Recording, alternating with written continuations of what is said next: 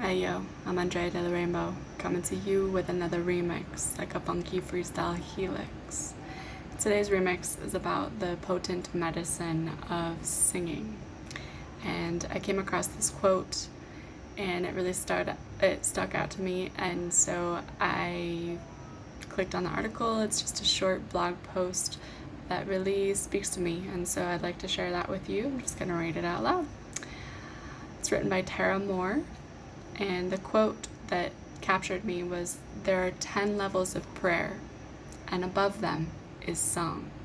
That's a Hasidic teaching via Naomi Levy. And Tara Moore writes, in Naomi Levy's beautiful new book, Einstein and the Rabbi, she shares the Hasidic teaching, there are 10 levels of prayer, and above them is song. This past weekend, I spent a lot of time singing. I went to a couple of religious workshop services and sang and then sang some more.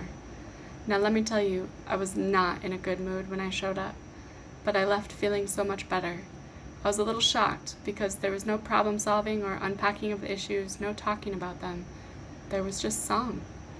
I was reminded of the primacy of song and why every spiritual tradition involves singing in some way. In the Jewish tradition, there is a word, nigun, which refers to songs without complicated lyrics or a set tune, but rather with very simple sounds and repetition. It's a term for what so many of us often do naturally, make up a song of da-da-das or la-la-las. We might pick a simple phrase, I love you or it's okay, and sing it in repetition, varying the tune organically. When it comes to singing for spiritual and emotional reasons, niguns work particularly magically. We aren't worrying about what words come next or how to sing the song right. We get out of the thinking, language-based place in our heads into something much more intuitive. And the repetition of the sound offers a kind of container to go deeper and deeper into the intoxication that comes with singing our hearts out. We go into that special place that chanting takes us to. There's so much emphasis on getting still in spiritual circles these days, on being in silence, on quieting the mind, that we may have ended up mistakenly associating spirituality with quiet. And our spiritual practice may entail something very hushed, silent prayer, meditation, yoga. But of course, spirituality is not just about finding quiet in a noisy world. It's about finding the sacred in the mundane. It's about reconnecting our aliveness after experiences that have deadened us. It's about crying out to something larger than ourselves. Song allows us to do all of this.